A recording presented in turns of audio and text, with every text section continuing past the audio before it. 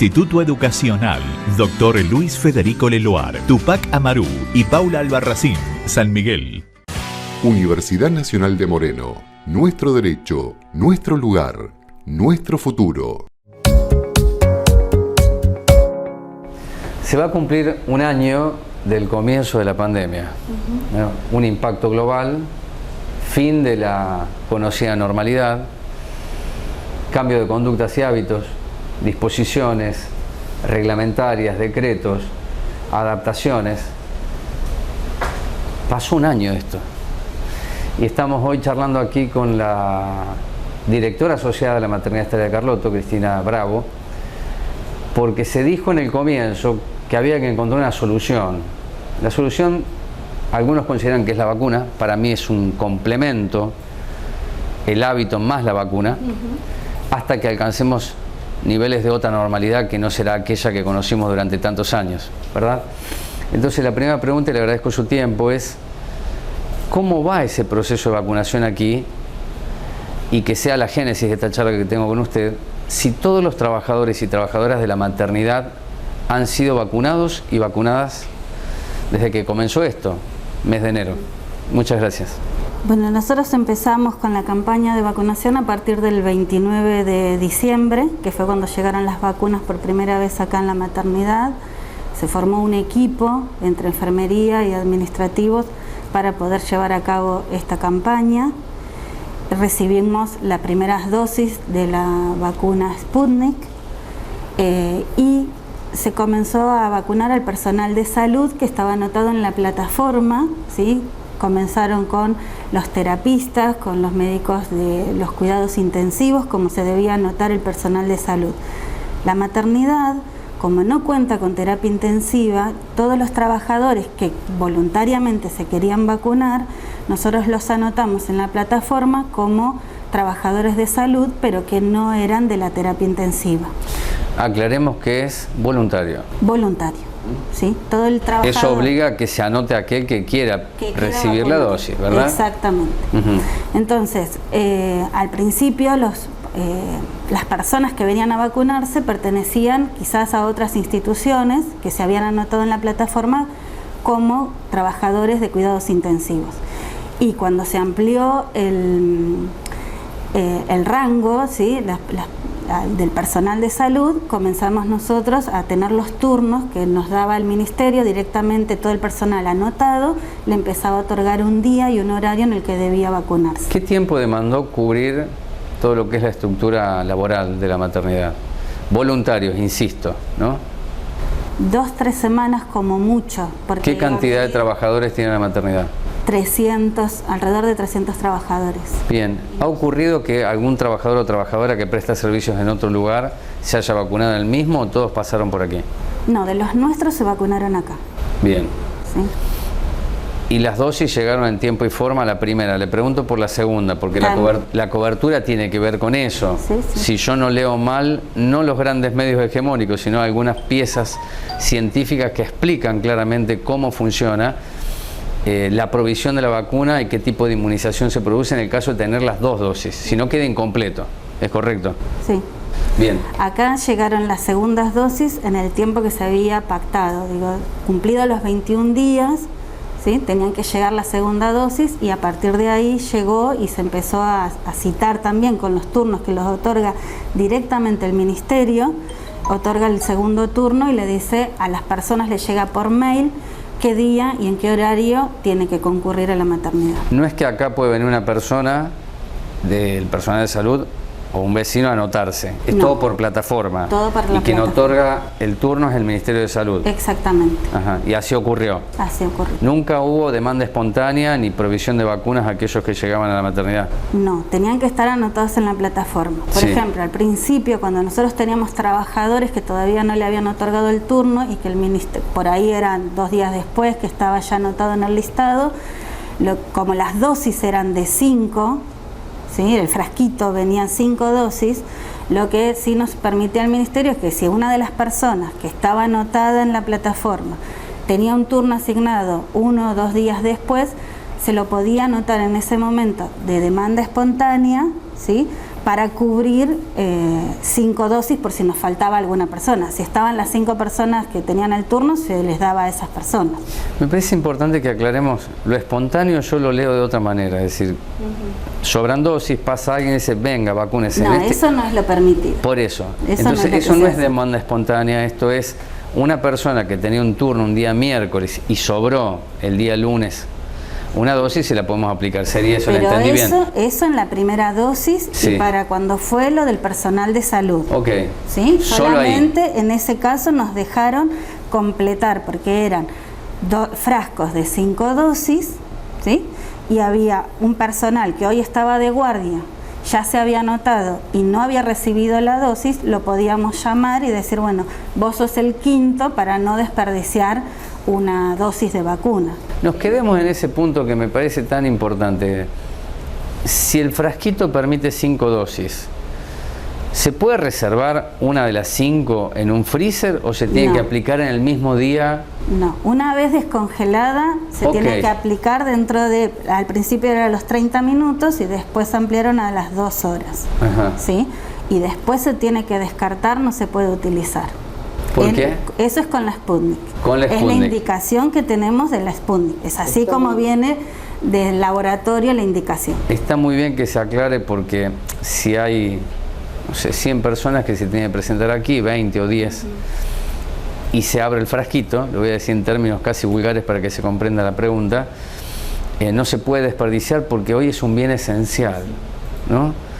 Yo no sé qué significa para ustedes tener que tirar una vacuna cuando no llegó esa persona que tenía asignada el turno. Bueno, nosotros el trabajo que venimos haciendo justamente para que no nos pase eso es una vez que se hace el listado, que vemos el listado en la plataforma, en los turnos, sí, lo imprimimos y empezamos a llamar para formar grupos de 5 personas. Si alguno nos decía que no se iba a poder venir a vacunar porque estaba de guardia en otra institución, por ejemplo, esa persona nosotros la sacábamos, o sea, de nuestro listado sabíamos que no iba a venir y tratábamos de armar grupos de 5. ¿Llamando a otras personas que estaban anotadas en la plataforma? Dentro de ese turno, sí, de ese día de turno. Bien.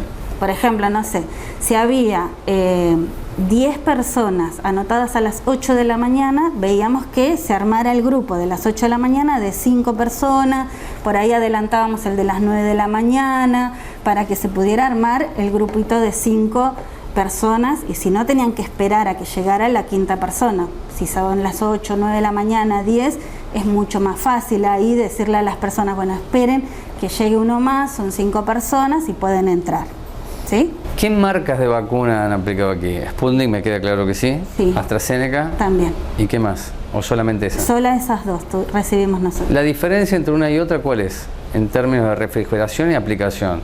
Si la otra en un frasquito eran 5 dosis y no se puede hacer reserva de la misma en el periodo de ventana que usted me mencionaba, ¿qué pasa con AstraZeneca y Oxford? La AstraZeneca vino de 10 dosis y tiene un mantenimiento de temperatura entre 2 y 8 grados, ¿sí? Y puede esperar, o sea, puede tener hasta 6 horas de espera a que llegue gente para vacunarse. Y después sí se tiene que descartar el frasco. ¿Han descartado mucho o no? No. Nada, ni una. Un día una dosis. Una dosis. Ayer probablemente habrá escuchado usted lo que pasa en algunos países de Europa suspendiendo AstraZeneca Oxford por 15 días, sí, porque hubo efectos colaterales de esa aplicación, de esa vacuna y de esa marca. ¿Recibieron hoy algún tipo de indicación a nivel provincial de que se suspende acá la aplicación? ¿Están aplicando esa vacuna hoy? Yo ya no tengo ahora AstraZeneca. ¿Y qué tiene hoy la maternidad? Solo Sputnik. Sputnik. ¿Primera o segunda dosis? De las 2. De las 2. De la primera y de la segunda dosis. Bien. ¿Y hasta qué tiempo le permite a la maternidad desarrollar ese plan de vacunación? Que, insisto, lo define provincia, la plataforma, e indican que es acá donde tiene que venir una persona a vacunarse. ¿Cuánto tiempo más cuenta con vacuna la maternidad para sostener el plan? Y a nosotros nos van llamando semanalmente, sí, 2 veces por semana, para ir viendo el stock que tenemos de primera y de segunda dosis. Y en ese caso el Ministerio nos va asignando los turnos y nos va avisando cuando llegan las próximas dosis. Recién veíamos imágenes de adultos mayores, ¿no? Porque Está bueno recordar que cuando se planificó la campaña de vacunación eran ustedes, que están en la primera línea, ¿no? Y después adultos mayores, que son los que más efectos letales pueden tener. Si tienen comorbilidades es mucho más serio el asunto. Entonces hoy estamos viendo esas imágenes. ¿Qué le ocasiona a usted? Entender que el protocolo era ese y que ya a casi 2 meses algo se va cumpliendo. Mucha emoción. En realidad toda la vacunación desde que comenzamos es tomada con mucha alegría. Digo, la gente aplaude, festeja, contenta por recibir su vacunación, tanto los trabajadores de salud como ahora con los adultos mayores, muy contentos, los familiares también. Hay gente que te cuenta que hace 1 año que no sale de su casa, así que esperando poder recibir las 2 dosis y poder encontrarse con los familiares o poder de a poco volver a un regreso quizás como el que estábamos acostumbrados antes. ¿Qué impacto tuvo pandemia, COVID en el normal funcionamiento que tenía la maternidad? Parto humanizado, vínculo con las familias, vivir ese momento como único que lo es, respetar los cuerpos de las mujeres como verdaderos territorios de ellas, acompañar, empoderar. ¿Cómo pegó COVID, pandemia en esto? Bueno, los partos se pudieron seguir realizando en forma humanizada, con acompañamiento. Sí se pedía que en el momento de venir a la maternidad entrara la usuaria en un primer momento sola. Si era el momento del parto, de que ya quedaba internada, la posibilidad se llamaba al familiar, al acompañante, para que ya ingrese y la acompañe.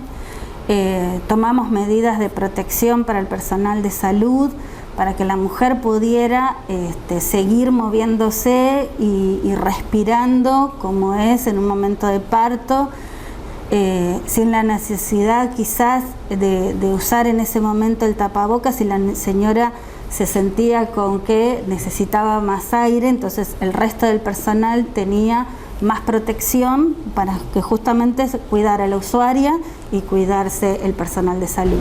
¿Han sistematizado, 2 preguntas finales, la cantidad de trabajadores y trabajadoras que tuvieron COVID en la maternidad? No acá contraído, no lo sé, pero digo la cantidad. ¿Ha sido un porcentaje alto, menor, medio? No, fue un porcentaje bajo. Llevamos controles de los compañeros inmediatamente, un registro de cuando nos avisaban de que por ahí o ellos eran un caso sospechoso o algún familiar había sido hisopado y debían ser aislados, así que teníamos discriminados cantidad de casos y cantidad de aislamiento por ser contacto estrecho de algún familiar, pero el porcentaje en la maternidad ha sido bajo. Y la última, de todo el plantel, hay un grupo que dice no me quiero vacunar, no creo que sea lo que me pueda ayudar. Sí, pero es poco el personal que no se anotó. Algunas estaban embarazadas, o puérperas, así que no se han vacunado todavía porque están de licencia, decidieron esperar. Pero bueno, después hay un grupo pero muy chiquito, que no se ha vacunado. Bueno, ¿quiere agregar algo más respecto a lo que es la vacunación, que es tan sensible el tema? Porque, insisto, estamos hablando de una pandemia, tiene efectos letales en muchas personas, el número en Argentina es altísimo. En Moreno estamos llegando a 730 víctimas desde que comenzó la pandemia, a casi 1 año, y faltan vacunas, ¿no? Entonces yo creo que hay que tener mucho cuidado en la administración de la información y cómo se dice la misma, porque genera una expectativa. Que se explique lo que me dijo recién usted, que lo podemos ver. La alegría de aquellos que sienten que con 1 dosis o con las 2 viven, ¿no? Porque la muerte ronda, ¿no? Entonces me gustaría un mensaje final respecto a esto. Nosotros sabemos que las autoridades están trabajando para poder seguir proveyendo a los hospitales de las vacunas necesarias para la población que se quiere vacunar, para la población de riesgo. Seguimos trabajando de esta manera. Semanalmente vamos a estar recibiendo las dosis como corresponde. ¿El número semanal me puede decir aproximadamente que recibe la maternidad? Y nosotros estamos recibiendo 600 de primeras dosis y 600 por semana de segunda dosis. Sí, 1200. Sí. ¿Sí? Y hay que estar atentos a mirar internet y si aparece ahí el mensaje, el turno. Exactamente, que puede ir por mail. Entiendo que también si se baja en la aplicación en un celular, algún familiar, puede ir mirando también cuándo le asignan el turno, puede consultarlo en la página del Vacunate, que hay una parte donde pueden ellos ver cuándo tienen el acceso al turno. Hay muchas instituciones hoy, por lo menos de acá de Moreno, que están llamando a las personas. Nosotros somos uno de los que llamamos, pero tuve la experiencia por familiares que le tocó ir a otros efectores de acá de Moreno, que los llamaron por teléfono o les mandaron un mail para confirmarle, recordarle que tienen un turno al día siguiente. Entiendo que están todos preparados porque sabemos que ahora estamos recibiendo adultos mayores que tienen dificultad para deambular, entonces de poner las sillas, de que no tengan que esperar mucho tiempo, y eso es muy importante porque tenemos que en estos espacios seguir cuidándonos, porque la vacuna tiene que ser con el distanciamiento correspondiente y todo el cuidado para los mayores. Muchas gracias por su tiempo. No, de nada. Lo interesante es que se puede explicar esto, ¿verdad? Y que usted nos está dando información que es muy valiosa para que se comprenda. Cuanto mejor la población lo comprenda, menos críticas puede haber, y después habrá las campañas que en las redes se alimentan. Pero el contacto al que usted hacía referencia, que significa la plataforma, el número, el turno, y que ustedes hacen en un papel lo necesario para que no se tire ninguna dosis, porque insisto que no hay vacunas. Entonces, sería fuerte tirar 1, 2 o 10 dosis cuando hay muchas personas que anhelan recibir la aplicación. Y está perfecto que se pueda decir cuál es la diferencia entre Sputnik y AstraZeneca, cuántas dosis vienen de un frasquito de una y de otro, qué tiempo se necesitan, que son ventanas de 1 hora o de 6 horas. Claro que es eso lo que hay que hacer. Porque eso no es una cuestión científica, ya es una cuestión de práctica.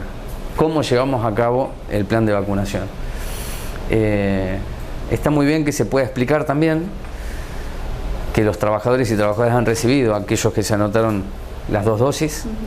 Es importante que se sepa que son las 2 dosis recibiendo Sputnik o AstraZeneca, si no es incompleto. Y ahí me detengo en un dato que la semana pasada lo decía en el programa, que al recibir todos los días el parte de la Secretaría de Salud de la Municipalidad de Moreno, tengo que decir que hasta la fecha estamos llegando casi, vamos a llegar a los 20.000 vacunados y vacunadas con la primera dosis y solo 3.900 de la segunda. Entonces, hay algo que se tiene que hacer para completar el procedimiento, si no vamos a tener un problema en el caso de que no estén llegando las vacunas Sputnik o AstraZeneca, porque no se puede colocar otra. No. Tiene que ser Sputnik o AstraZeneca.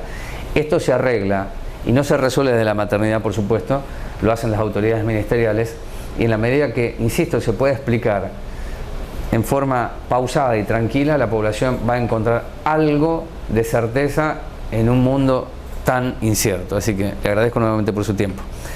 Nosotros hacemos la pausa y venimos.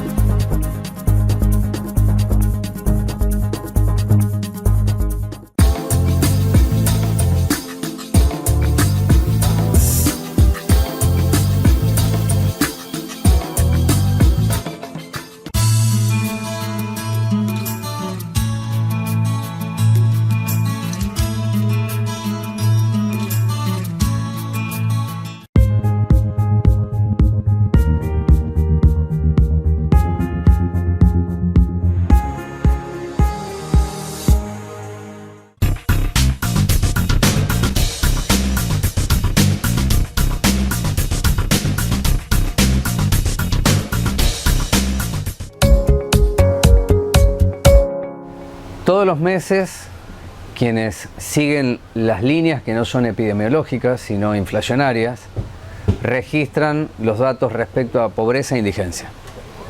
Y los números, ¿qué necesita una familia tipo para no ser indigente o para no caer en la pobreza? Que es más o menos el abismo, ya que hace muchos años no se discute en serio un plan de reactivación laboral, y sí, producto de lo que es el sistema y la generación que esto deja en términos sociales, los movimientos y las organizaciones vienen a contener los que van quedando afuera, hombres y mujeres. Y esto no es de ahora, hace muchos años que ocurre, y entonces me parece atinado compartir con ustedes en este programa la palabra, el testimonio de dos militantes, un hombre y una mujer, Marta y Franco, con una bandera que los acompaña, que tiene una profundidad, barrios de pie. Cuando un barrio se levanta es porque está diciendo algo, y tiene que seguir erguido, sobre todo cuando las respuestas no son las suficientes. Creo que lo primero que podríamos hacer en este momento, para vos, Marta, que puedas explicar qué es Potenciar Trabajo, un nombre tan fuerte de programa que viene a sintetizar lo que era Hacemos Futuro, Argentina Trabaja, y puedo ir más atrás. ¿Y qué es esto de Potenciar Trabajo? ¿En qué se traduce para vos y para quienes están dentro de la organización? En términos económicos, ¿qué representa y qué es lo que tienen que hacer para obtener por mes? ¿Cuánto es lo que perciben? Porque me cuesta decir ganan, no porque no lo merezcan, sino porque es una recepción de un ingreso que es poco, pobre o indigente. Bueno, te agradezco mucho a vos y a Franco que nos reciban aquí en esta casa. Dale. Bueno, el programa Potenciar Trabajo es la unificación de los programas de trabajo que hay, ¿no? Como Ellas Hacen, Hacemos Futuro, Salario Social Complementario. Bueno, lo que hizo el gobierno fue unificar esos tres programas y darle el nombre, Potenciar Trabajo. Y bueno, lo que nosotros cobramos por mes es 10.300 pesos, que vendría a ser la mitad del salario mínimo. Y bueno, no alcanza, pero sí ayuda a la gente que no tiene. Y por ese programa los compañeros o las personas tienen que trabajar 4 horas diarias en distintas cosas. El trabajo que realizan los compañeros y las compañeras, ¿quién lo define? ¿Ustedes como organización Barrios de Pie? ¿Es el municipio? ¿Es provincia? ¿Nación?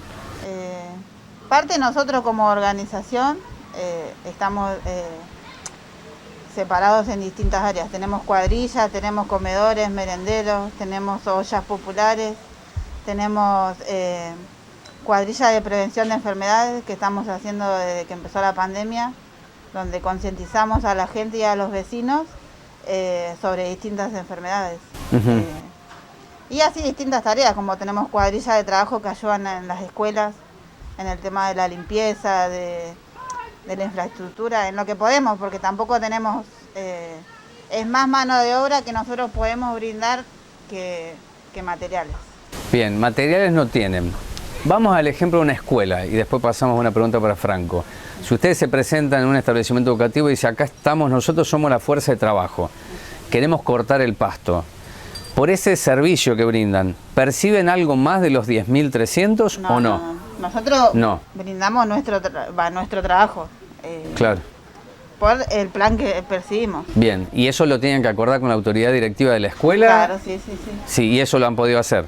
En las escuelas donde tenemos las cuadrillas de nuestros compañeros, sí. Franco. Sí.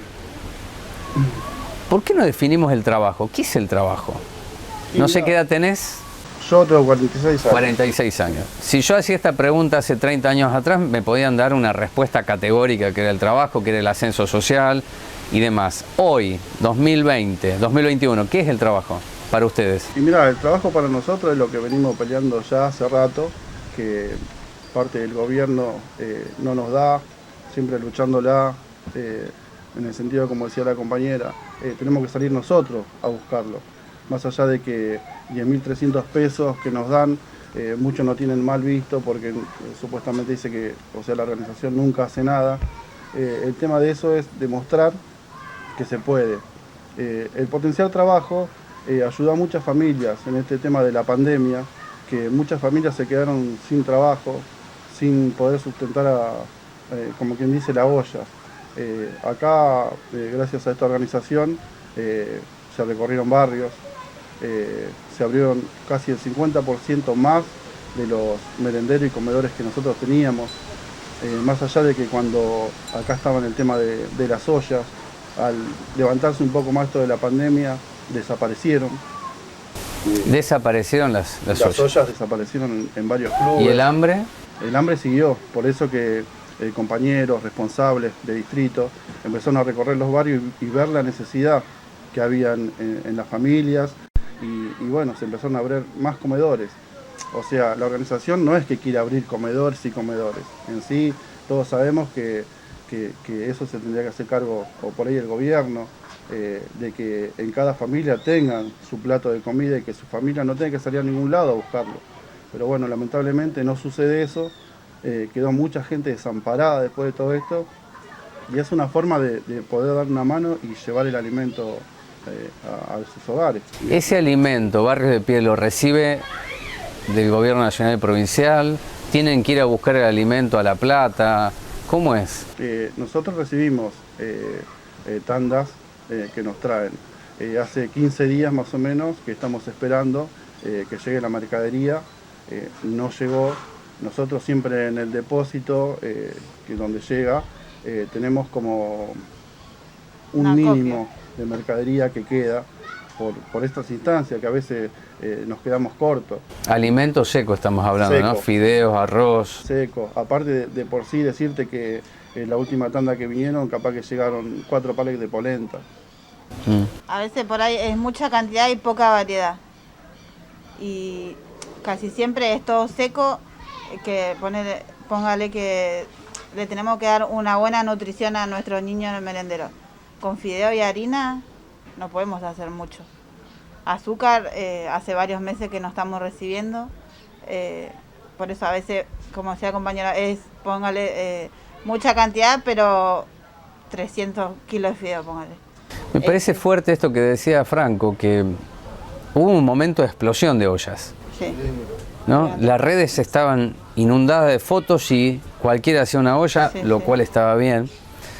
Yo creo que sacarse fotos con el hambre no es lo adecuado por una cuestión de representación del dolor que le significa a una familia tener que ir allí, sí, porque qué mejor que en su casa, aún humilde, pero un plato de comida. Pero bueno, esto forma parte también de lo que es el mundo de la comunicación.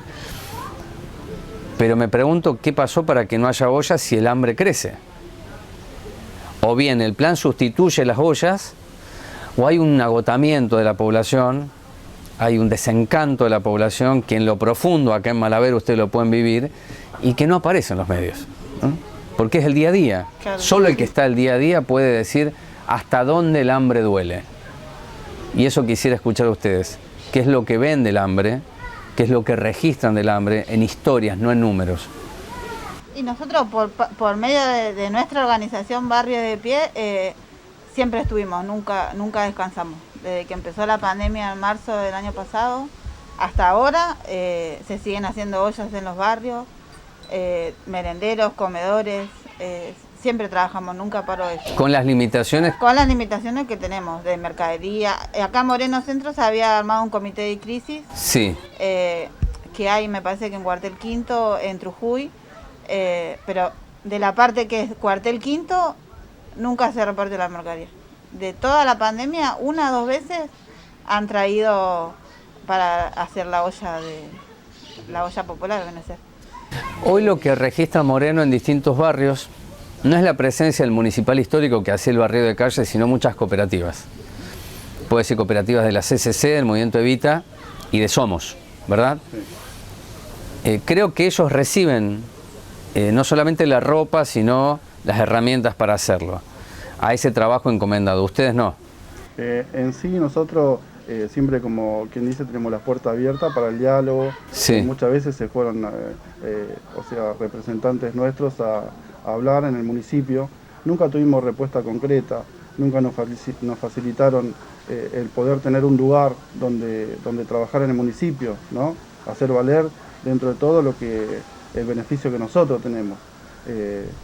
Falta de herramientas, o sea, por eso el tema nuestro fue siempre buscarlo por nuestro lado, ya que de parte del municipio nunca pudimos recibir una propuesta, así que por eso es que tanto como el tema de la pandemia y del potencial trabajo, acá nosotros llegamos a lograr y tener, trabajando toda la semana, 10 cuadrillas, ¿no?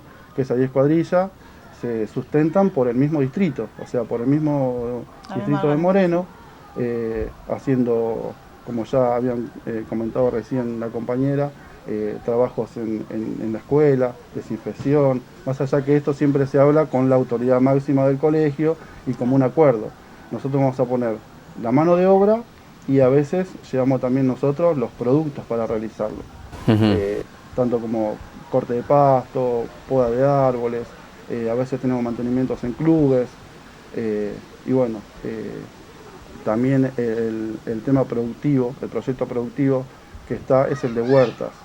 Hay los compañeros también del mismo potencial trabajo, están realizando huertas, de ahí, o sea, es mucho laburo, aparte de eso, conseguir los lugares se nos complica. Muchos de ellos trabajan en su mismo barrio, no se trasladan, que es un gasto mínimo también por el tema de la SUBE y eso, que eso le corresponde a cada uno de nosotros de hacer. O sea, de lo que se realiza de ahí y de lo que se obtiene de las cosechas, se preparan bolsones de mercadería, o sea, de verduras, Sí. que a un mínimo costo llega a un vecino, familiar, cualquier, o sea, ciudadano de acá de Moreno, ¿no? Que hasta hay compañeros que lo llevan hasta su domicilio o punto de entrega, ¿no? Sí. Que eso está bueno porque dentro de todo es como más liviano a la olla que a veces nos cuesta, ¿viste? Tener. Bueno, es el conocimiento aplicado a la tierra, se obtiene siembra y cosecha. Exactamente. Cuando se arman los bolsones y estos bolsones se venden, las utilidades, ¿cómo se reparten? Y el tema es que se hace todo ese proyecto, Sí. como para poder tener más materiales. Ok. Más materiales y lo mínimo que por ahí llega a quedar es para los compañeros. Ya te digo, hay muchos que no son del barrio, pero sí tienen sus gastos. Y es como un mínimo que le queda por ahí, como quien dice, en el bolsillo a cada uno de los compañeros, más allá que sabemos que con 10.300 pesos no puede vivir nadie. No, estamos hablando de indigencia. Creo que estamos de acuerdo que Sí. 10.300 pesos es un ingreso, yo no me animo a decir beneficio, de indigencia. Entonces se exige una comprensión de lo que sería el trabajo. Si el Estado pudiese contratar a las cooperativas en lugar de las empresas, puede que esta fuerza de trabajo, además de los 10.300, obtenga el resultado de no solamente cortar el pasto, sino darle la posibilidad que cada hombre y mujer desarrolle lo que está en condiciones de hacer. Yo he pensado que al ser un gobierno local movimentista con la figura de Mariel Fernández, incluso está a nivel nacional Pérsico, si quieren sigo con los nombres, pero está claro que son parte del Estado figuras que vienen de organizaciones. Sin embargo, ¿qué pasa? ¿Por qué no hay un recorrido más amplio para que efectivamente, además de los 10.300, aparezca la dimensión del trabajo y que el ascenso social no sea una utopía, una quimera, que no sea subsistencia únicamente? ¿Qué crees que se tiene que hacer? Porque ustedes tienen conocimiento de esto. Sí, sí. Y creo que el tema de Mariel Fernández con el tema de los movimientos sociales es como que, como Barrio de Pie es una organización que siempre está haciendo ver los errores del gobierno. Creo que por ahí es como que no le beneficia a ellos nuestra crítica, ¿no? Como que nosotros siempre estamos viendo, bueno, en estas escuelas falta esto, en los barrios hace falta arreglos, creo que por ahí, en ese sentido, como que por eso no hay mucho... No hay empatía, vamos a decir así. Con nuestra organización. Ajá. Pero a pesar de eso, nosotros siempre salimos en reclamo de lo justo, como sí. aumento del salario, más mercadería, porque a veces, como le venía diciendo, es mucha cantidad y poca variedad. Sí, claro. Que nosotros, a nuestros niños, nuestros merenderos, no le podemos brindar muchas cosas si nos dan harina y yerba. Como claro. que creo que en ese sentido, mi forma de ver, no sé. Tema tabú. Quien recibe un potenciar tiene que destinar algo de su dinero, de ese beneficio a la organización o no. No. Eso es completamente, como quien dice, el beneficio es para uno mismo.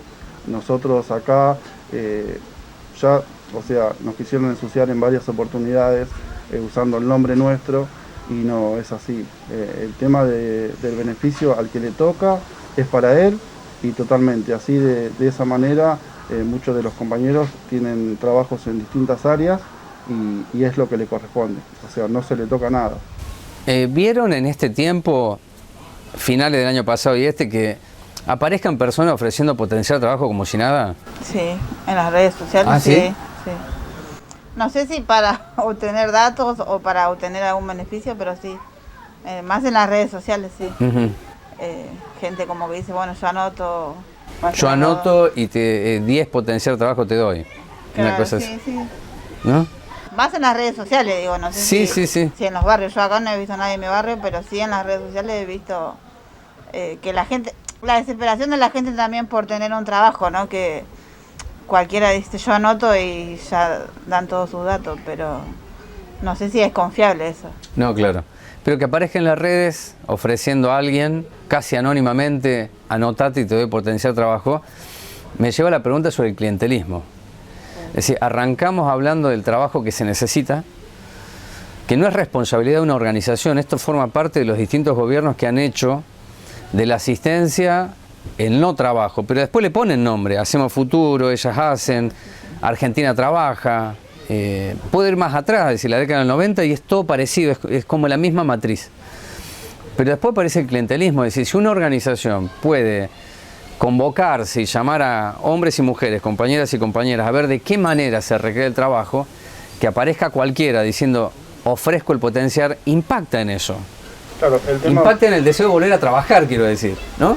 Sí, el tema, por ejemplo, de lo que está diciendo, a nosotros por ahí nos cuesta mucho, ¿viste? Tener una alta o tratar de poner compañeros a que estén en la organización.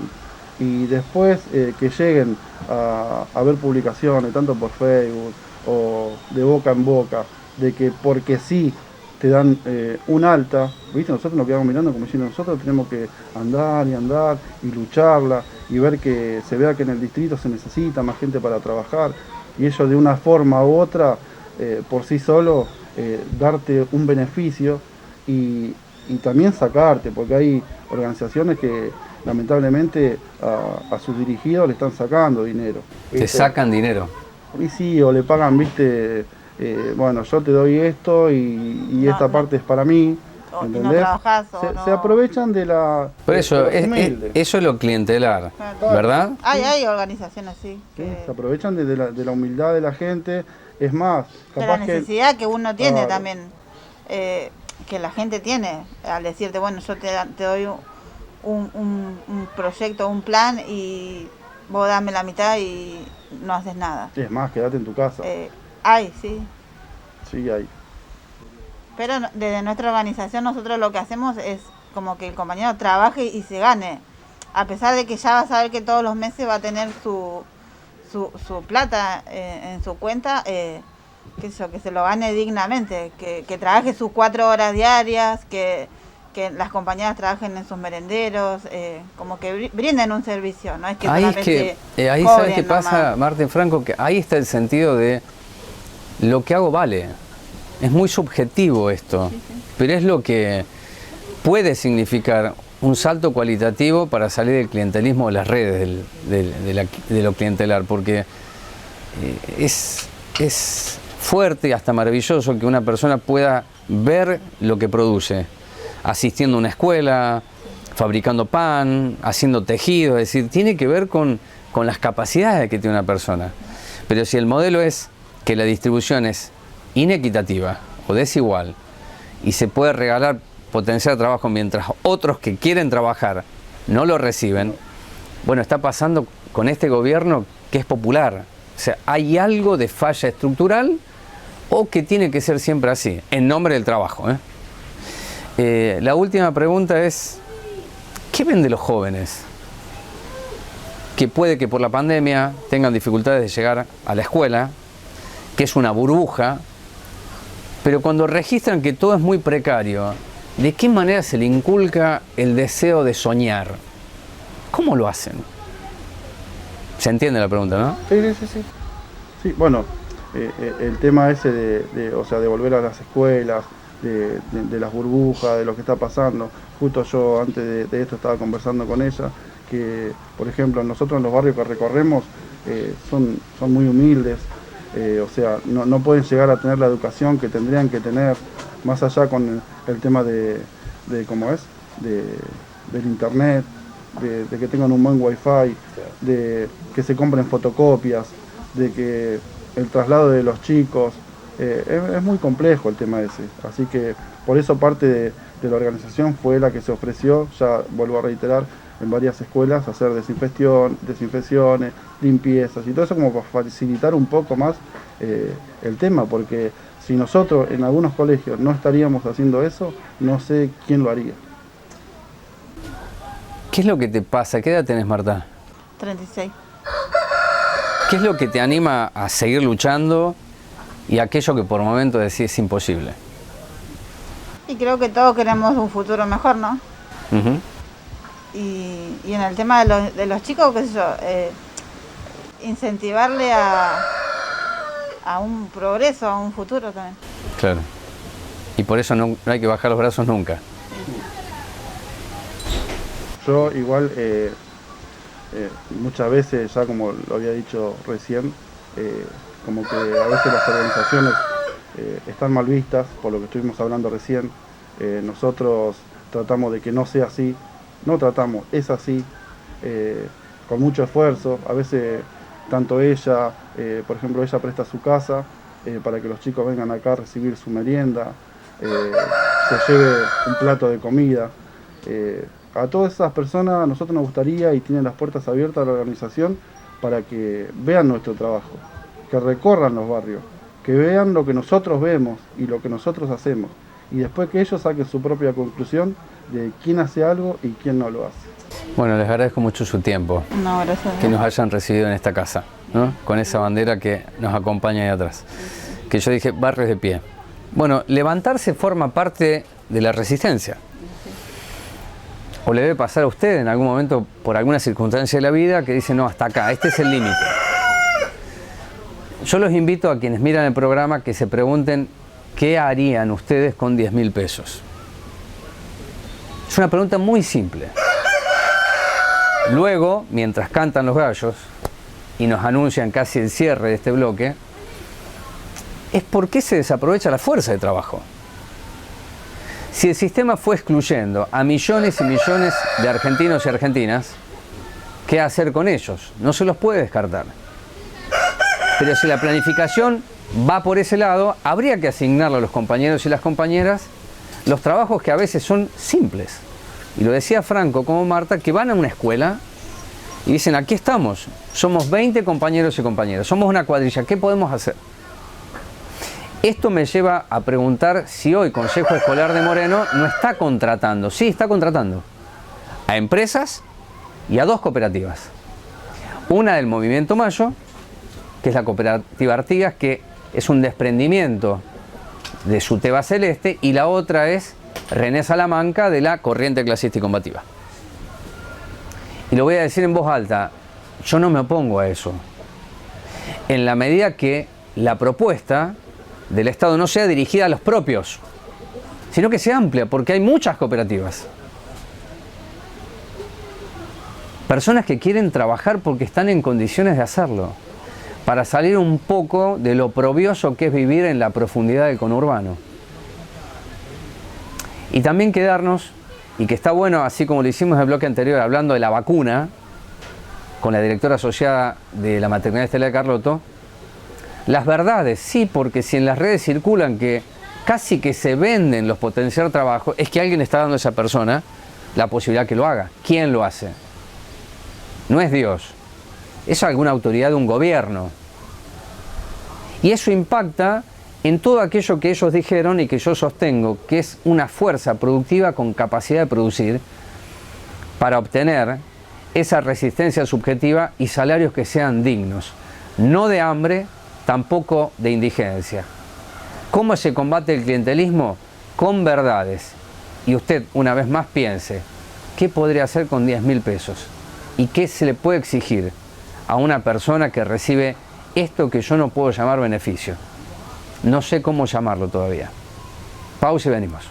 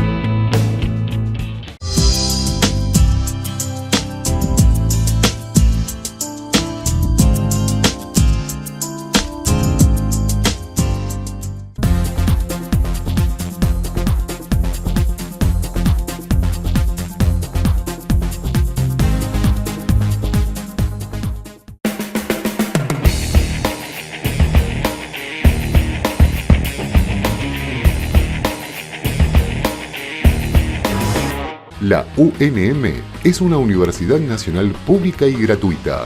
Podés elegir entre una oferta académica de 10 carreras de grado universitario, 2 ciclos de licenciatura y 4 tecnicaturas universitarias. Universidad Nacional de Moreno. Nuestro derecho, nuestro lugar, nuestro futuro.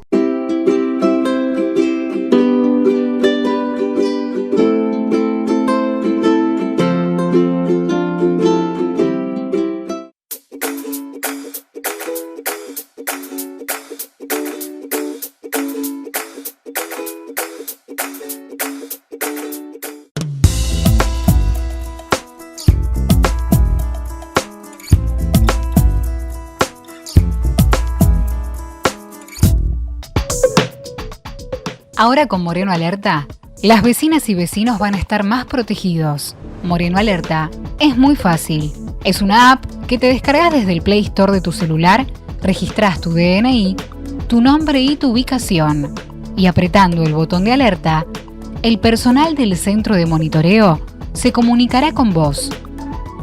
Además, con Moreno Alerta, vas a poder enviar fotos y mensajes de voz para denunciar una urgencia de incendio, médica y policial.